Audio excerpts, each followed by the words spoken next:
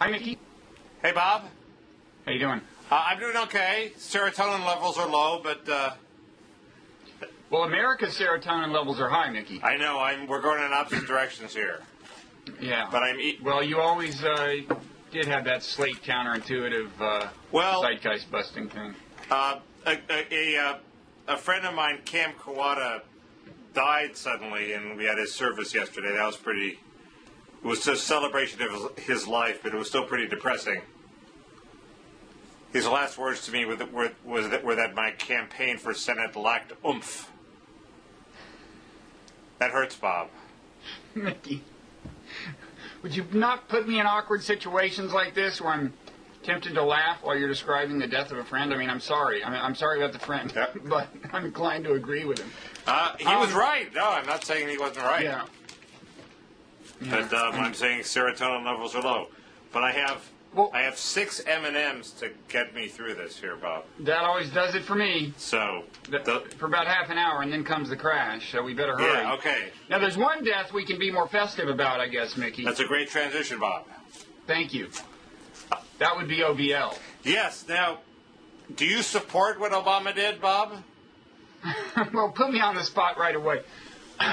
Well, you're talking about the fact that, look, if the Pakistani government is not complaining, then it's not some sort of classic violation of national sovereignty, I guess. So I'm going to dodge it that way. I mean, I would say, yes, I'm a stickler for international law. I would say if there's one exception I would make for my entire life, it would be this one, but I don't think I quite have to as long as the Pakistani government is not complaining. Although it's very unclear what the role was. It's almost unfathomable to me that what is now being reported happened, which is that we went in with helicopters without giving them a heads up. I mean, that's a good way to get your helicopter shot down, right? Well, first let's establish it, because for months after 9/11, you said you established your toughness by saying, well, but I think we should kill bin Laden and go after him, and then every conceivable situation in which we would actually kill bin Laden, you backed off and said, oh, there'd be too many civilian casualties, oh, we'd be using drones, that would alienate that would inflame Arab fears, and also the sovereignty argument. So are you saying that actually, this is about as clean a strike as you could possibly imagine? Are you saying that you actually support it? I'm saying I, first of all, suspect that the Pakistani, it had the complicity of the Pakistani government. Well, right, but that's why it's clean. So do you actually support it? Well, yeah, certainly in that event, yeah. The tough call is if we didn't have the advanced knowledge of the Pakistani government. But look, if they're not complaining, if they're not claiming it's a violation of their sovereignty, it's not an issue, Mickey. Well, okay, so you support it. You're the one who makes it. You're arguing with yourself, Bob. Don't get mad at me. Yeah, I guess. And why do we think there's a unitary Pakistani government to ask support for? I mean, obviously, some portion of the Pakistani government knew he was there. I mean, you can't build $1 million mansion next to an army base and not have the army people know what's going on. You would think. So, maybe they didn't give approval, but some other parts of the Pakistani government gave approval. It's conceivable, but the official word of the Pakistani government right now, I think, is they're not complaining. Okay, so Bob is on board. Now, I would say I actually, when I heard the news, I felt a little exhilarated, which was a little bit. I'm not sure I necessarily would have predicted that in a certain sense, because I wasn't exhilarated for the reasons that I think most people are exhilarated. And in fact, in a way, the degree of exhilaration is, I think, potentially a source of concern, because I think its ingredients are things that have led us astray so far in the war on terror. Bloodlust. Well, I think two things. I mean, I think most people, if they're feeling really, really great about this, is one of two things. It's either, kind of bloodlust, but a sense of retribution, which is a little different, which is a totally natural thing, but one of the first pieces I wrote after 9/11, like a week after 9/11, and what got me into a lot of trouble, was trying to explain why we shouldn't trust our retributive impulse. It's not to say we shouldn't punish the people responsible, it's just that we shouldn't be led astray by our retributive impulse, I think we have been led astray. I think it led us to do a number of things that have been very counterproductive. I think the other probable source of exhilaration in people is the idea that, hey, this is significant. Like, Al-Qaeda was the enemy. We killed the head of Al-Qaeda, so now, like, we won, right? And I think that, as you may well agree, completely misconceives the nature of the enemy. But it's a misconception that, again, has driven a certain amount of our policy, I think. The idea that there's this finite number of guys in Al-Qaeda, and once we kill them, we win, So then why do you support it? Well, I set about to analyze the sources of my own modest exhilaration once I felt it, and I decided it was two things. I mean, one was, I shouldn't be too proud of, is partisan. It's probably good for Obama, and it seems, just glancing at the Republican field of likely candidates, that I will support Obama over whoever the opponent is, and want him to win. The other is that I think it could give him a little running room to get us out of Afghanistan. Now that he's established his credentials. But those are both. None of those are supporting the deed itself. Those are supporting the political repercussions. Well, a consequentialist. I would always be looking at the consequences of the deed. Do you actually support the deed now, assuming the Pakistani government gave its okay? Well, I want to get you on record. Yes or no? Didn't I already say that? I think you missed a bit. I think it's a totally easy call if the Pakistani government gave its approval. The tough question is... Okay. I mean, look, the guy attacked us, Okay. It's... so anyway... But it could inflame the Muslim world, Bob. Well, it has already had some negative consequences, actually, but we can get into that later. I think it seems like it may have bad consequences for the Israel-Palestine issue, and I want to get into that later.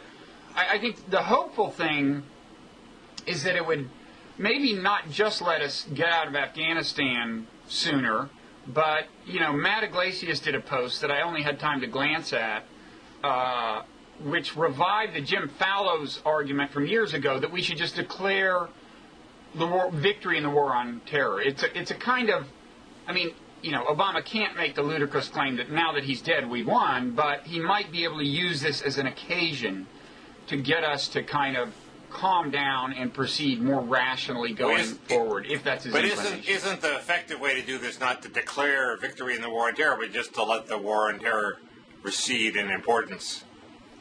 I think maybe it's a good question whether he should be explicit. I was asking myself, is there a kind of speech he could give? I mean, mission maybe accomplished. He could say, there you go. What's mission that? accomplished. Mission accomplished. I'm thinking a big banner on an aircraft That'd be carrier, good. maybe. Yeah, I think you're a PR genius here. Well, Well, here's the big way it seems to me it helped Obama, which is, and I was very invested in this. People were just really souring on the guy sort of semi-permanently. When I worked for Senator Ernest Hollis, he had this phrase, throw a net over him. You come up with sort of the definitive critique of a politician that sort of gets to his core. And with Jimmy Carter, it was actually James Fallows' point that he was micromanaging the use of the tennis courts. Right. And that put a net over Carter. And every president sort of about this point gets to be really, really annoying. I guess Clinton, it took like 6 years to get really, really annoying, where you just couldn't stand the guy, and you thought he had several fatal flaws of which you were beginning to realize what they were. With Carter, it was micromanaging. With Obama, it was this idea that he found the sour spot in every choice. He made a decision, and that heads didn't wind up with the best of both worlds, or the worst of both worlds. A classic example might be Libya, where he intervenes and we get a war, but we don't win the war, yet and we encourage more civilian deaths, yet we alienate a whole bunch of people. And what are we doing there? It's sort of the worst of both worlds. Wait, are you starting to, without attribution, take the Walter Russell Mead argument? I should attribute this is a Walter Russell Mead critique, and it seemed to capture about 80% of what was wrong with Obama. It's not an ideological critique. It doesn't say he's too far to the left. It just says he has this knack for hedging his bets and coming up with a loser solution that falls between two stools. And just when this is, and the economy is sour and the conventional wisdom switched within 2 weeks from Obama can't lose to Obama's really going to have a hard time winning. He's in deep trouble. And just when that was happening, this sort of gave him a new lease on life, and it's a best of both worlds solution. Well, it's funny. Do you know the Walter Russell Mead piece, which had been getting some talk lately? You called to my attention a few days ago and said, "Why don't we discuss this?" This is before the OBL thing. And do you know what the last line of the piece is? I'll read it to you. Okay. It says about Obama, "What he is doing now isn't working, and he needs a reset." Well, you may have gotten a reset. And this leads me to the conspiracy theory about this that is going to surface but actually hasn't surfaced yet in the 12 hours that have happened since this event took place. Let's help it surface, Mickey. Well, sorry? Let's help it surface. Okay. Go ahead. Why did this happen now? Isn't it convenient for Obama? This is not what I'm saying. This is what people are going to say. There were always these rumors with Clinton that we knew, or that with Bush, that we knew where bin Laden was, and at a dark time in his presidency, all of a sudden, we were going to take out bin Laden. Well, it's a dark time in Obama's presidency, and all of a sudden, we decided to take out bin Laden right now. Why did we decide to do it now? Was it to help, this is going to be the charge, was it to help Obama politically? Could we have taken him out 6 months ago, 6 months from now? We just happened to choose this time. We obviously knew where he was for a long time. Yeah, but he could have used the political help a month or 2 or 3 ago. You could argue that he could have used it better when there was, legislation pending and he needed a vote. That's a very good counter-argument. I'm just saying that this conspiracy theory is going to surface. I predict. You predict, and you heard it here first. It hasn't surfaced yet, but it's sort of simmering there under the surface. Was he just waiting to pull the trigger for a time when he needed it? When he launched his re-election campaign. You've got kind of a sixth sense for emerging conspiracy theories, don't you? Thank you, Bob. But I mean that as a compliment. Anyway, but it did happen at a fortuitous at a good political time for him. Well, when is it a bad political time to be the president who killed Osama bin Laden? It always comes in handy. Right, but it happened. This is at the start of his re-election campaign when he was in a ditch. Oh, but look, Mickey. I would argue that this is not a very good time. In fact, 6 months from now would be way better. A year from now would be fantastic if he's really got control over the timing.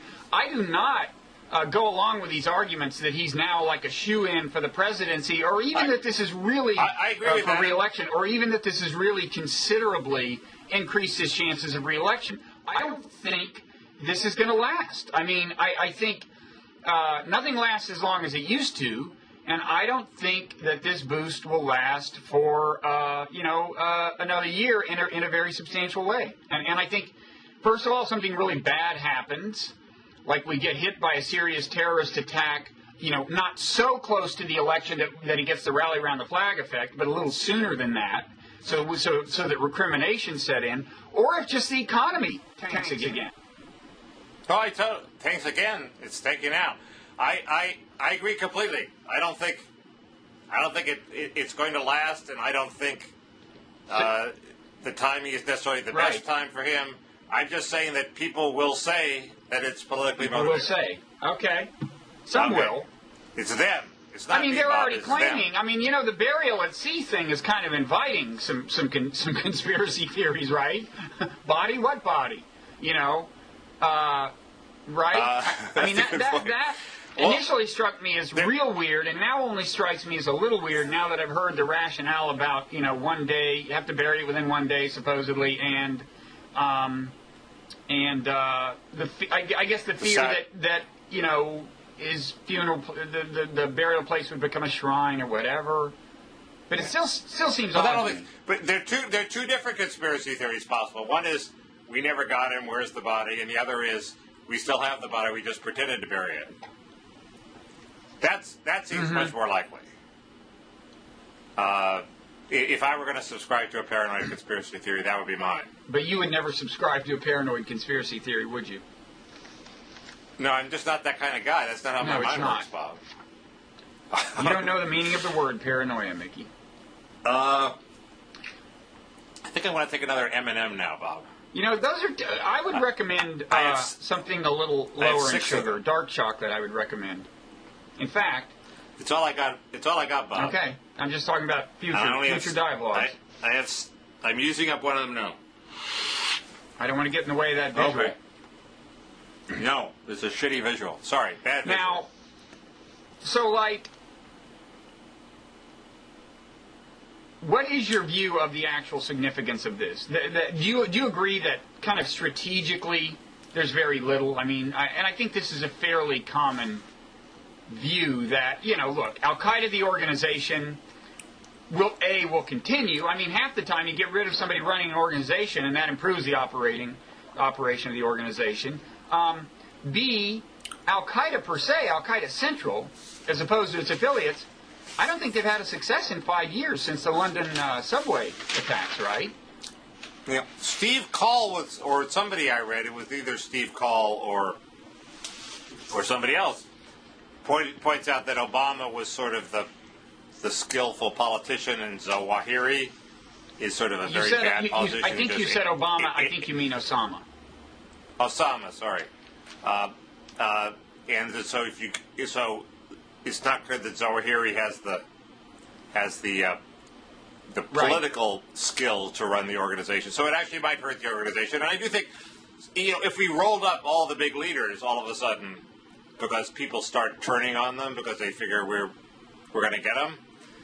If we got Zawahiri and Mullah Omar, and that could have I could see where that would have a big effect. If you do all that, maybe, but you know, this could also just open up the kind of the leadership, you know, the kind of charisma niche for some other, like the guy in Yemen, Al-Awlaki or whatever his name is, could become the de facto successor as the kind of rhetorical leader of this diffuse assemblage of Al-Qaeda affiliates and miscellaneous jihadists.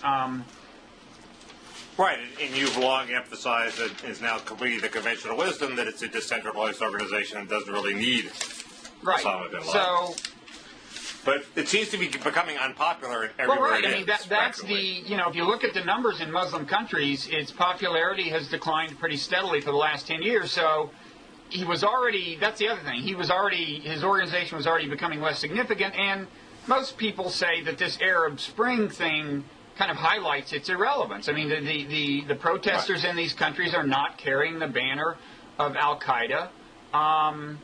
Even the Islamists in Egypt, like the Muslim Brotherhood, take pains to distinguish themselves from Al-Qaeda. The one country where that might not be true is Libya.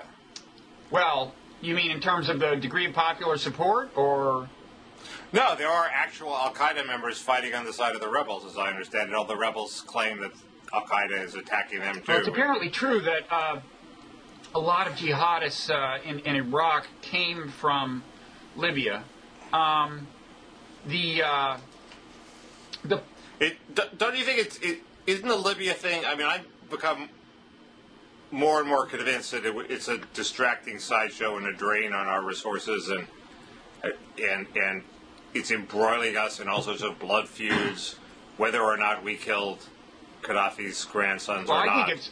And why did we do it again? I think it's kind of right. I mean, the reason, the thing I liked about it initially has now been completely cast aside and corrupted by Obama. Which was, I liked the fact that he went through proper channels of international law. I like the fact of actually strengthening the UN Security Council as a mechanism for mediating what intervention there has to be in the world.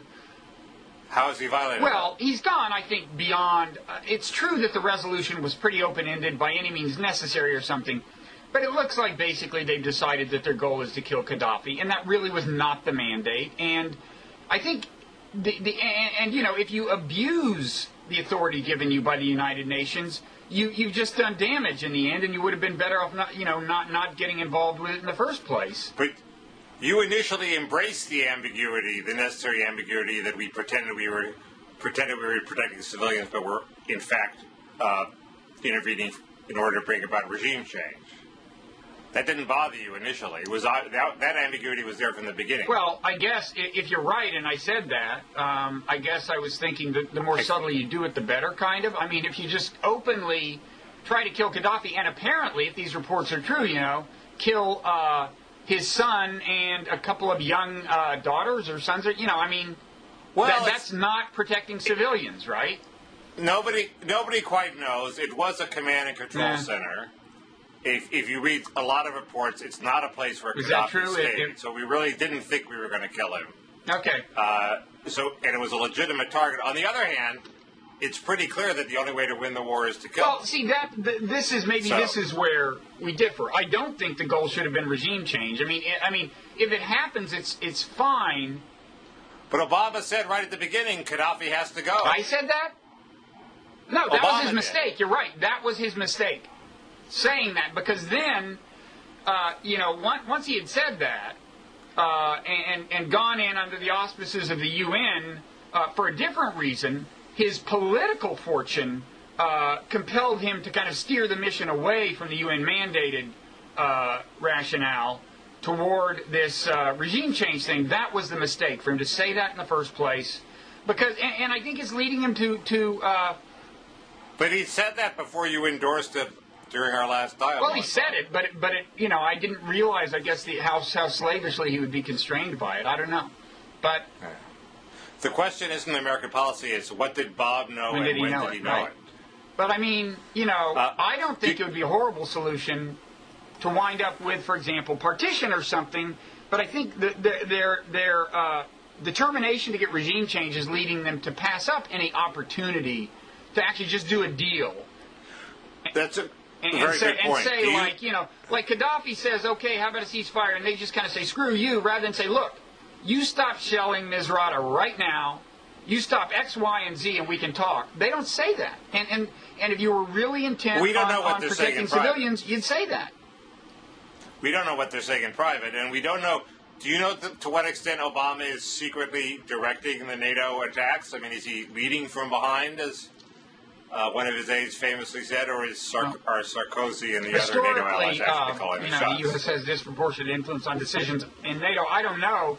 Apparently, Sarkozy did not get the hoped-for domestic political bump out of this, and it's an unpopular intervention there too. So everybody just wants to kill Gaddafi now, and end it. And I think that's an unfortunate preoccupation. It can't. I mean, UN missions humanitarian missions have gone awry before, most obviously in Somalia, where we decided to intervene in a tribal dispute and produced a debacle. So this is traveling down that same path. I actually forget the details of that and the extent to which. The details are that who is the warlord? The warlord. We decided all of a sudden to side against this warlord and pursue him and hunt down Aidid.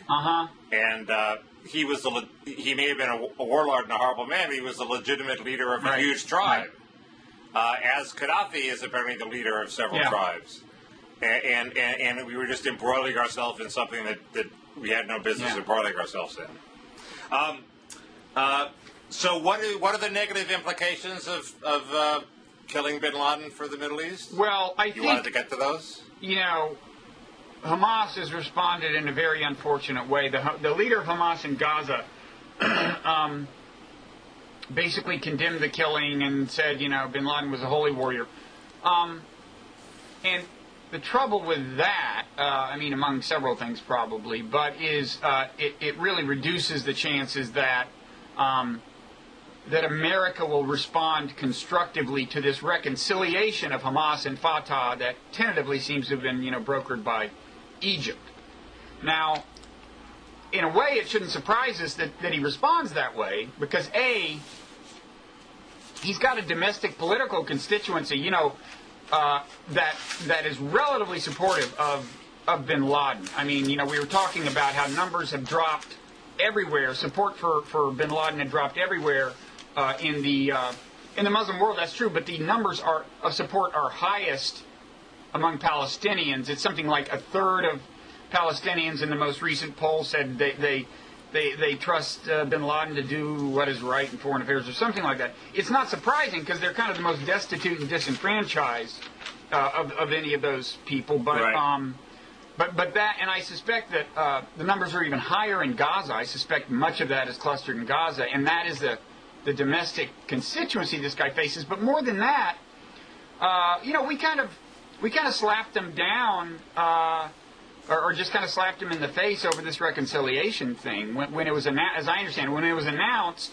Israel, Netanyahu totally fears reconciliation between the two because of all kinds of. Well, because of things he doesn't actually cite when he discusses it, but... which are what? Well, what he says is Hamas is a terrorist organization. What I think he actually fears is just the sheer numbers, that once you've got Hamas, and once you've got the West Bank and Gaza collectively as a single entity, once again, then you've got the demographic problem, that there's so many people there that if they just start demanding the right to vote, then they are not far from being a majority. Then Arabs are not far from being a majority in Israel. Well, he just wants to keep them divided. It's not about the terrorism. He doesn't like the terrorism, but his main goal is to keep Gaza and the West Bank divided. According to this clip you sent me, he's worried about a trap in the United Nations, where the joint Fatah-Hamas government would appeal for statehood, and the UN General Assembly would grant them statehood, and then Israel would somehow be at rock back on its diplomatic heels because it would be somehow violating the sovereignty of this new Palestinian state. Yeah, they do fear the September initiative. They feared it even before reconciliation. I don't quite understand that, because apparently the Security Council would have to refer this to the General Assembly, and we have a veto. Yeah, but there's a way around that, apparently. Oh, okay. First of all, there's a history of the General Assembly being the one that recognizes states. The General Assembly is the one that gave legitimacy to Israel in the first place. I don't know whether it was recognition of it per se or admission of it into the United Nations or what, but apparently there is a tested legal maneuver by which if we veto it in the Security Council, they can move it to the General Assembly. I think that's pretty widely accepted. And so it's going to wind up in the General Assembly if the Palestinians want it there, as I understand it. And they're going to win in September. They will be, their statehood will be recognized by the General Assembly. That's everyone's expectations. And yeah, Israel fears that because I think they fear that this would be recognition along the 1967 borders, within which the settlements would not be legitimate. And, so you're yeah. Well, go ahead. You get the picture, and then they fear that all kinds of international support would be marshaled on behalf of this new state, and there would be boycotts against Israel and all this. Yeah, all of which you're for. Well, at this point, the thing seems so hopeless that I just feel like, give it a shot. This is ridiculous. The U.S. has done exactly the opposite of what a friend should do with Israel. Israel is in this situation where it's understandable that they're freaked out given their environment. It should be our role as a friend to counsel kind of calm deliberation and tell them not to freak out, and we've consistently failed to do that. And as a result, the Palestinians have been screwed for decade after decade after decade. And I just say, let's see what happens. Couldn't be worse. Why can't we? Israel is freaked out by the Arab Spring. By the what? Why can't we send Dick Cheney and some neocons over there to assure him that the forces of democracy inevitably will be friendlier to Israel? Send some neocons. Well, that's interesting. There is a split between Israel and some neocons in America, but I'm not sure that even neocons from America could convince Israel that they're wrong and the neocons are right. That's what you'd like, huh? Yeah. So you're saying that the only negative effect of killing Osama bin Laden, I'm always about to make that mistake, is that the leader of Hamas said this unfortunate thing denouncing the killing, and that's going to cause us to oppose the union of Hamas and Fatah with greater. As I started to say, we were on the verge of we were not saying favorable things about it to begin. We basically parroted Israel's line like a little more moderately. We said reconciliation is a good thing, but Hamas is a terrorist organization, rather than saying something like, hey, maybe Hamas can turn over a new leaf. Let's see. Show us something. And we're open. But presumably we're grown up, so we understand that the Hamas guy is going to say some bad things. This doesn't seem like a horribly No, but you got to remember. Suppose Obama does try to do something relatively radical and say, let's try to give reconciliation a chance. What this guy said, Hania or whatever his name is, the Hamas guy in Gaza, gives such ammunition to Congress. If you don't think AIPAC has already, printed up 9 billion leaflets with that quote on it. I don't think they need leaflets. Good point. My second question is, given that there is this September initiative happening and recognizing Palestinian statehood, etc., why do we care about stopping the settlements as a precondition for anything anymore? It seems to me that's now by the boards. This initiative is going to happen whether or not Israel stops the settlements. They're going to have to, if they keep up the settlements, they're going to have to.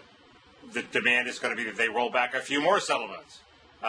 What's the big deal if they build 100 more houses or not? Well, because as a practical matter, it just makes it more and more unlikely that they ever will be rolled back. And right, but why make that a precondition for anything? That it becomes an obstacle to negotiations. To take that prop out from under Netanyahu, say we're not going to make that a precondition. I think it's actually been. So now are you coming to negotiate? Why won't you negotiate? I think the demand has been useful because it's demonstrated that this government has no intention of ever having a two-state settlement, ever, under any circumstances, because it was asking so little.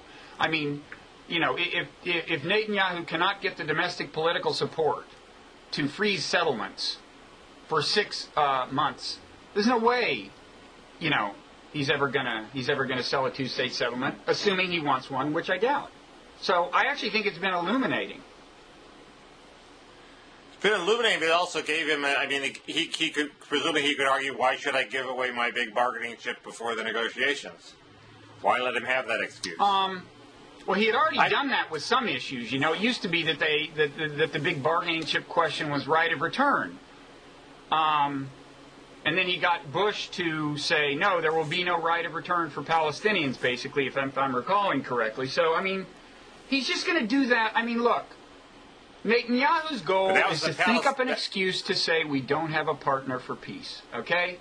And he's gonna come up with, if it's not settlements, it's going to be, it's just a charade.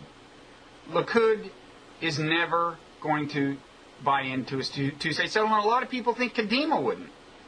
It's just there's no point in taking the guy seriously anymore. Okay. I defer to your greater expertise. One other issue that the Bin Laden thing raises is, of course, didn't we get some of the key information by interrogating suspects under conditions of which you would not approve? In other words, the big break was finding out about this courier. If we did, then I'm against it. We found out about him. Sorry? If we did that, then I'm against it. But doesn't this dramatically raise the benefits of interrogation on the other side of the equation? First of all, what is the factual basis of this question? Do we actually know anything? No, but it's sort of obvious that that's where it's going. Dave Weigel had something in Slate pointing this out, and we know that we found out about the courier shortly after 9/11, like not recently, and only recently did we find out his name and trace him to this compound. But we found out that there was this courier, and maybe we found it out voluntarily without torturing him. I would just say that. Who knows? I would just say that. But that's where the right is going to go with it. Even if you grant that this happened, and apparently we don't know that it did, but it is not correct to conceptualize it as, hey, you torture one guy and you get to kill bin Laden. Isn't that a good trade-off? No, you don't know which guy you torture is going to turn out to have something valuable. You have to torture a whole bunch of people and do all the damage we've done to America's name in the world and do all the benefit for Al-Qaeda's recruiters that we've done, which results in all the deaths of Americans that it's resulted in, and then maybe you get lucky and you get bin Laden. So it's not like torture one guy, kill bin Laden. It's like implement this catastrophic policy of fairly indiscriminate torture, and maybe you'll get bin Laden. Am I in favor of that? I don't think it was indiscriminate. I think it was somebody we had at Guantanamo, probably. What if it's torture? Well, sure, but we didn't people? know. But when the torture started, he was just one of many, many people we tortured, and we didn't know before the torture started what he had, if anything. Yeah, this is assuming this is even true. Okay, I'm just saying you have to be prepared for Have the you noticed counter-argument. that so far this thing is like Bob on the stand fending off Mickey's vigorous cross-examination? Well, that's because Mickey isn't an expert. All he can do is vigorously cross-examine. And we're going for the, it's like Barbara Walters trying to make somebody cry. I'm trying to send you into a white hot rage of fury and meltdown. That's what Have I melted down yet? No, you're much too calm and collected. Get mad. It's time for some fury. I've said some reasonably spirited things. You've been relatively calm. It's deeply annoying. The another point was raised by this. I had to write something. On the web there's this imperative: write something, anything about bin Laden, because that's what people are looking for. So I took off after Howie Kurtz, who said this will probably be Obama's most significant accomplishment, which seems crazy to me until you start asking what are his significant accomplishments. But you nominated healthcare, did you not? Well, healthcare is the obvious one that's much more important. But aside from that, it kind of is hard to see what his significant accomplishments are, unless you're convinced that, unless the auto bailout works, maybe that's a significant accomplishment, or unless you're convinced that the economy would be so much worse if we hadn't had the stimulus, or if the stimulus had been in the form of tax cuts. That at the moment he took office, everyone forgets this, there was the feeling in the nation was something approaching terror that the entire world economy was going to collapse. Am I wrong? Am I misremembering the timing? There was that. No, you're right. But Bush had it was a continuous the TARP program. Bush-Obama TARP bailout kind of thing, and it definitely had some unfortunate aspects, like protecting a bunch of rich people. But it may well have staved off the kind of panic that could have brought the world economy down. I guess that's right. But it seems to me the most of the credit goes to the first actor, who is still Geithner in any case, but happened under President Bush and not Obama. Yeah, I mean the other thing is we don't know the effect of the stimulus. It could be that things would have been way, way worse without the stimulus. Right, but it's going to be very hard. Nobody's ever going to figure that out, right? Probably. I mean, it's hard. It will be hard for historians to argue. Yeah, but it's not like it's some big indictment of Obama that he doesn't have anything more impressive on his resume than killing bin Laden. That would have topped Bush's resume easily, probably, and he'd have loved to have it. That's a good point, and maybe the lesson is that presidents really don't accomplish. Well, and also this ain't nothing. I mean, this is. I mean, I think it's as we I think agree, it's in a certain sense not much in substantive kind of policy terms in terms of actual impact on the war of terror, but in terms of psychological effect and possibly political effect, it's completely huge. And I don't mean it ensures his reelection, but I mean for the time being it's very big. For example, this morning I happened to catch him at this ceremony on live TV, like giving out medals of honor, And it was like, if I'd seen that a few months ago, I would have thought kind of, this is Obama trying to shore up his credentials with the military, and be a patriot and everything, and fend off charges that he's Muslim who wasn't born in America, whatever. But coming after the bin Laden thing, I was looking at him, it's like, yeah, he has every right to be here handing out medals, he is held in very high esteem in this room. It made him seem both a competent president when he was seeming an incompetent president, and and a commander-in-chief when he didn't. No, I agree. That's the big impact. It's not necessary. And that's what I hope he'll use politically to get us out of Afghanistan, among other things. But well, everybody seems to be hoping that. It's bizarre. Well, does anybody actually want us to fight the Afghan war on the grounds we seem to be fighting it, which is to build a nation that I don't know, that protects the Karzai regime against the Taliban and prevents women Fred from being... Kagan, maybe? Fred Kagan? I don't know. I mean, not Ann Coulter, not half no, the right. Ann Coulter is going paleo-conservative on foreign policy, one hopes. Well, Haley Barbour, half the right is bailed on the Afghan war, and all the left, so all that's left is the Kagan brothers. You know, Jay Leno's wife arguing that losing would destroy the education of women, which it probably would. There is that, but I mean, it's not like we've figured out how to anyway. So wait, there's a bunch of stuff you wanted to. I almost feel like that we should be saying something more profound or definitive about OBL, but it's pretty hard to when every brain in America is trying to churn out fresh insights. I guess it would be a lot to ask for us to make a splash, huh? Yes. So we should switch to the boring stuff you wanted to talk about. Oh, I just had one boring point about the budget, which seems like a huge come down after all this geopolitical strategizing. I'm struck by I was struck by these arguments on the left that we can't, we have to preserve tax cuts, otherwise tax increases as part of the deficit reduction package, otherwise we will have a federal budget that's only 21% of GDP and not 23%, which is what we need.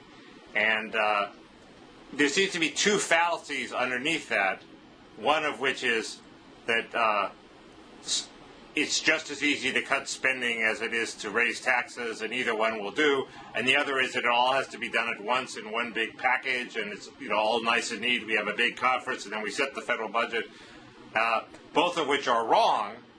It's much harder to cut spending than it is to increase taxes. So what you want to do is squeeze spending now and use the crisis as an excuse to get spending as low as possible, even if it's to 21% or 20 or 19% of GDP. You can always raise taxes and add spending later. That's the easy part. It doesn't all have to be done at once. And the result of the Democrats ignoring that is that they seem to be mindless defenders of everything in the federal budget, as if, well, not only do we want to spend 23% of GDP on government, which is fine with me, but we want to spend it on the things that we are spending that 23% on now, which seems to be insane. So what is it you want to cut the Democrats aren't wanting to cut? Well, the big thing. Having trouble picking something, Mickey? No, it's a target-rich environment, okay. Bob. The first thing is there is fat marbled you throughout always the federal say that, government. but the reason the fact that it's marbled is what makes it almost impossible to excise. There's no... But it's not impossible to excise. You favor anti-marbling legislation? I'm in favor... Well, Herman Cain, running for president, he's an experienced executive, says he would start with a very big horizontal cut in the budget. In other words, don't say we're killing this program and this program. Say we're reducing everybody's budget 15%, and it has to be a 15% you can live with, not a one-time cut, but a permanent cut. That apparently is how experienced executives go about it. It's not a crazy thing to do. The problem is the reaction of the bureaucracy is always to cut the important things, not the unimportant things. Maybe you could provide some guidance. I think the obvious thing to cut is the separate civil rights offices within every agency. Why not let the Department of Justice handle that? Get rid of all the people who are among the least productive bureaucrats in the federal government, who within each agency are sponsoring various, diversity sensitivity seminars that aren't really helping anybody accomplish their big. That's a lot of what they do. Seminars? You would be shocked at what incredible. Maybe we should privatize the diversity waste of seminars, time. like have Blackwater do them or something. Anyway, I'm sure I'm sure that's one of the possible options. Anyway, so you want a big horizontal cut, and then the big vertical cut I would make is means testing Social Security. Why sort of cement in the current Social Security system as a paid for program when you will probably need all that money to pay for all the expensive healthcare technologies coming down the road that we don't want to have to ration. Speak for yourself. But, yes. but on the rationing, what you're saying means test Social Security? Did I misunderstand? I've had this barking dog issue at my end that it's been a little distracting. I'm not. I said me. So everything. Sorry. You're in favor of death panels for Obama, for Osama, and for America's health. Wait, say that again before I sign on to it. You're in favor of death panels for both Osama bin Laden and America's elderly. Yes, yeah. I think they should all. Yeah, that's exactly the way I would put it. No, but seriously, I do think something that does merit the term. I mean, my view is rationing already happens. It's done in various ways. Insurance companies already say no, we won't cover that. And the market rations. Poor people say no, I can't afford that if they don't have insurance, and it should just be more systematic the way rationing happens. Medicare very rarely says we won't cover that when a doctor. Well, that's the problem with Medicare. I mean, you have to say that if it's you're the going to run beauty of Medicare. That's why you're we going like to run a Medicare. solvent insurance outfit. You got to say that. No, you don't. You just have in to the pay real the bill. world, you do because you can't pay the bills otherwise. Why? Because we have to cut Medicare in order to spend more money on failing urban public schools? I don't think so. That's the thing. I mean, people always say, well, we have to curtail medical costs so we can save the children. Well, if I were convinced that any of the liberal spending initiatives to save the children actually would save the children, I might be for that. But we know that Medicare is a good program that helps elderly people and doesn't require death panels or rationing. Private insurance, maybe. Medicare, not so much. We know that works. The liberal programs that people would spend the death panel money on are basically rat holes that don't seem to have any effect at all, that have failed generation after generation to cure ingrained problems of poverty. So I don't understand how voters are going to go along with that trade-off. I think they're going to reject it. Well, they seem to reject anything that's called death panels, even though actually both Paul Ryan's things and Obama's things, in my view, deserve the term. And I think you agree on that, actually. Yes, that's why I'm for neither. That's why Obama is a terrible spokesman to oppose Paul Ryan, because he's for his own form of death panels. We want to get Bill Clinton out there saying, I'm going to save Medicare, and I'm not for any death panels. I detect something beyond what you're conceding in your analysis, which is that I just think you're against imposing significant taxes on rich people. Don't be silly. That's the easy part. Well, then part. why are you for it? Because it's easy. Oh, it's easy. We shouldn't do it. It's harder we should to only do the hard spending things, and the easy things that would work we should never do. That makes sense. No, the point is it's harder to cut spending than to raise taxes. If we raise taxes now, we will never cut the spending. You have to cut spending in order for the government to do the things it has to do, i.e. pay for health care and not retirement benefits for rich people. So raising taxes now does not help get you there. It is not easy to raise taxes on rich people. When you have a Republican president, which you may well in a couple of years, it's almost impossible to raise taxes on rich people. Now, what you're observing maybe is that when you have a Democratic president, it's hard to cut spending. Okay, so sometimes it's hard to do one, sometimes it's hard to do the other. It's not inherently easier to do either, if you ask me.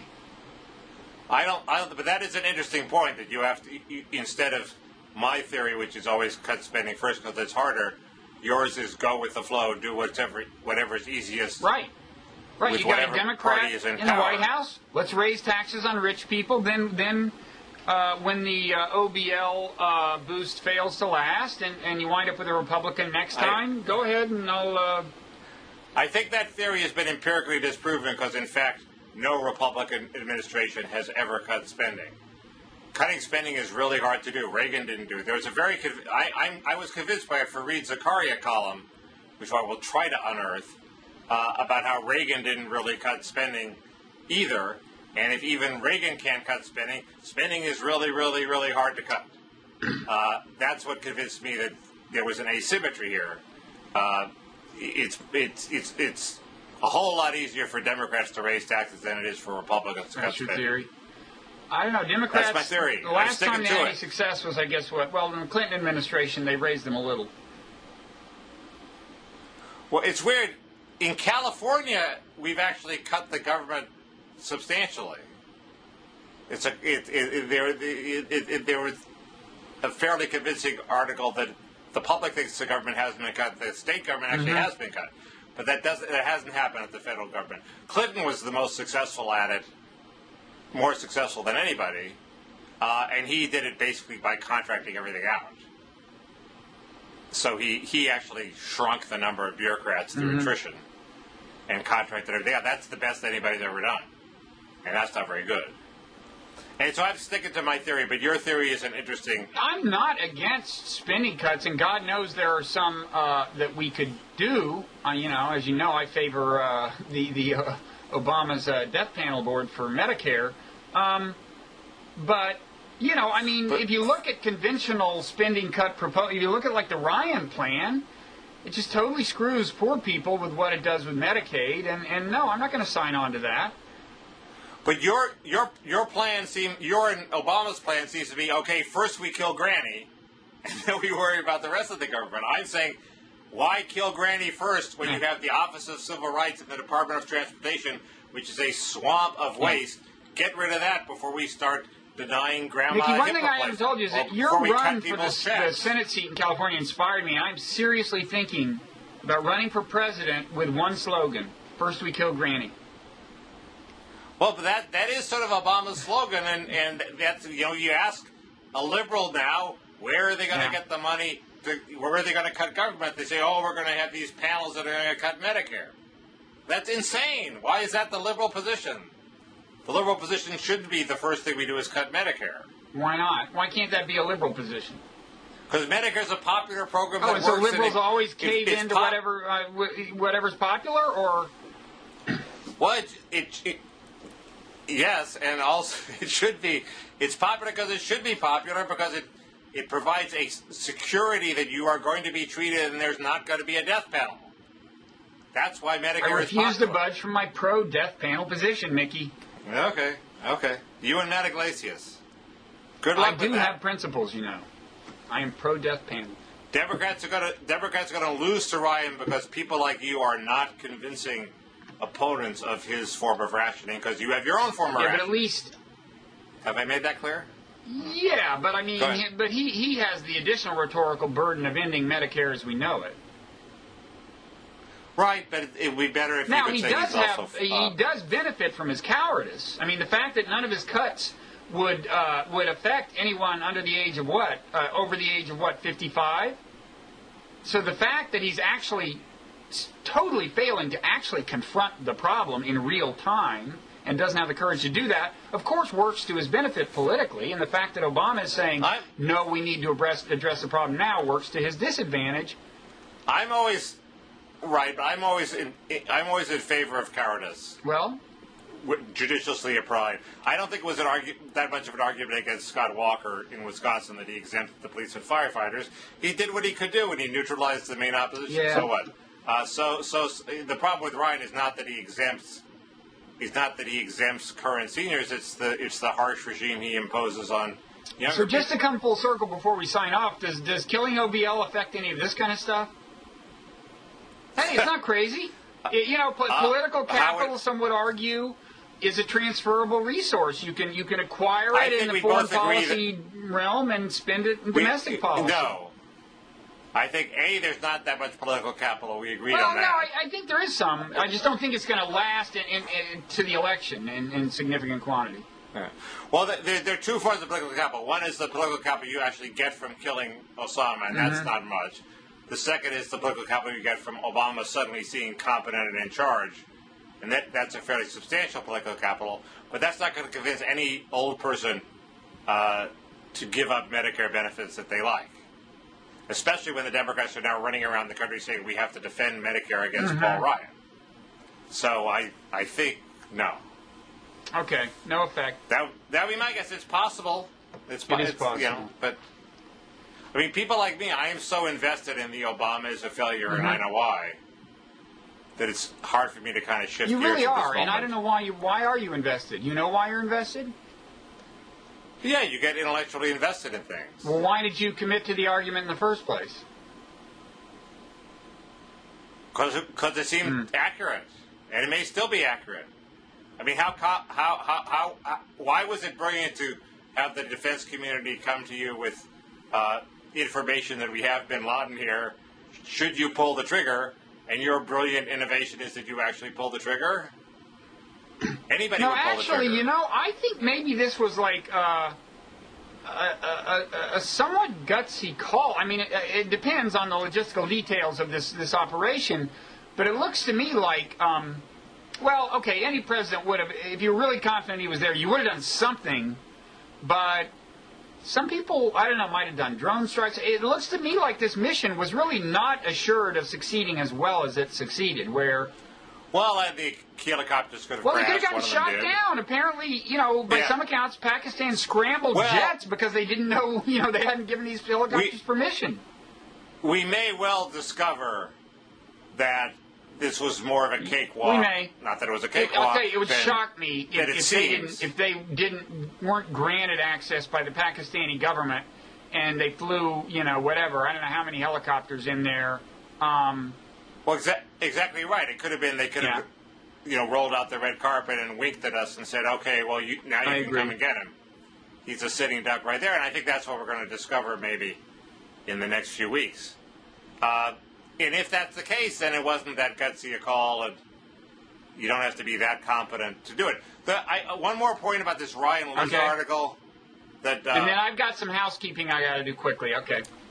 There's this Wright article called The Consequentialist about how Obama was a realist and he became more of an idealist, and it's being used by a lot of the right to say, well, he's just like a student, you know, Michael Barone wrote a column, he's just like an undergraduate who's just like, first he has one theory, then he has the other, he's not very sophisticated. The article actually makes Obama seem much more competent than that, both because he obviously understands all these arguments and also, somebody on his staff with his name on it ordered up a memo saying, there's going to be this Arab Spring, there's going to be this explosion of pro-democratic anger, how are we going to deal with it? Ahead of time. So that's pretty darn did they prescient. really? I didn't get to that part. That was in the Liz article? Yeah, it's right in the middle of the Liz article. And so it even though it makes Obama seem like a mass of contradictions with no clear principle, it does not make him seem like a graduate student.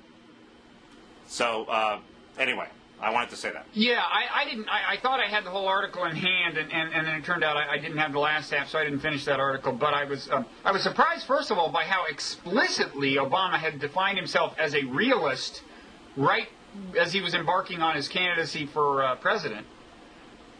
That was kind of shocking. That was sort of grad student-y. Yeah, well, I think it's not a bad position, a certain kind of realism, but then I guess he also has come under the sway of Samantha Powers et al. So I don't know where exactly he is now. But neither does Ryan Lizard. But the point is that that they weren't. They were not asleep at the switch with Arab Spring the way maybe people were surprised by the fall of communism. And I think again, Libya has become a policy I can't support as it's being executed, but it's not clear to me that that's going to be a disaster politically. How did he handle Egypt? Well, we seem to have pissed off Saudi Arabia. Well, that's life. They're on the wrong side of history, man. Tough luck. What I don't, I mean, look. I just think we had to be with the people in Egypt. And it's definitely in America's long-term interests. This is the side that history is, this is... Except when it comes to Syria, we can't be on the No, I side mean, of that's where the history. realism has to come in.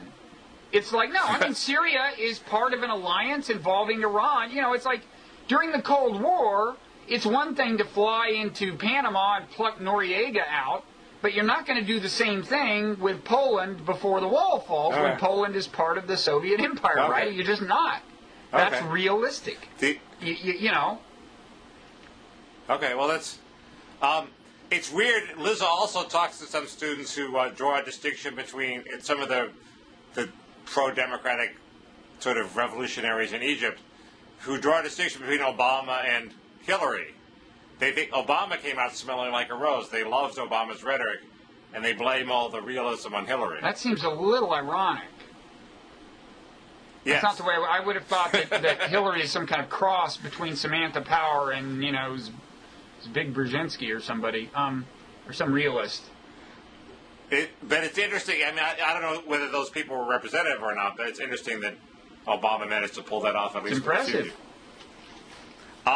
So Okay. no, the little bit of Bloggingheads housekeeping I got to do.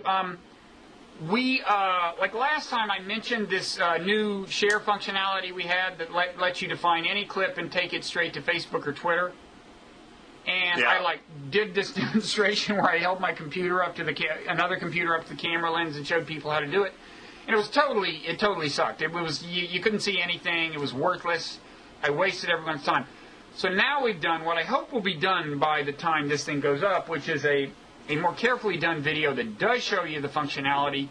We may out and out glue it onto the end of this dialogue, in which case it'll appear right after the sign-off. In any event, we will make it, I think, the first link in the links mentioned part of the thing. And by the way, links mentioned is going to move its location on the page, which brings me to the next and related subject, okay? We're...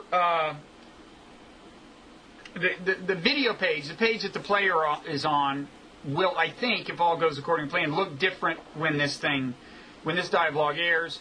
It's been redesigned a little, and one purpose of the redesign, if you look on the lower right column, is to give viewers a place where, if they do create a clip to share for Facebook or Twitter, in addition to sharing it with their friends or their Twitter followers, we would like to help them share it.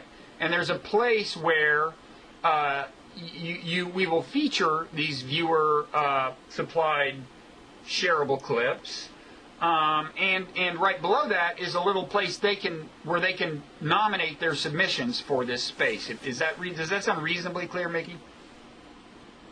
It does sound reasonably clear, but one has to see it. And then to in the understand upper it. right are going to be similarly shareable things that are chosen by the editors. So there will be editors' choices, viewers' choices. It'll all be very shareable. It's going to be a festival of shareable clips. In fact, it's called Shareable Stuff, I think, or something like that.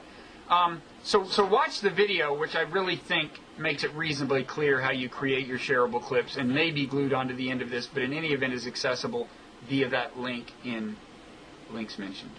Cool. You know what, Bob? I've only eaten 2 of my 6 M&Ms, so... Well, we should stay on. We should end this, tape another dialogue. No, I just think you saved me from, sugar overdose. Is that because I'm like a chocolate substitute? I am energizing myself? No, absolutely. Absolutely. That could be a blurb someday. You're Save like that sugar, for my next book. Except better than M&M's. Except you're not carcinogenic. Okay. Cool. See you around.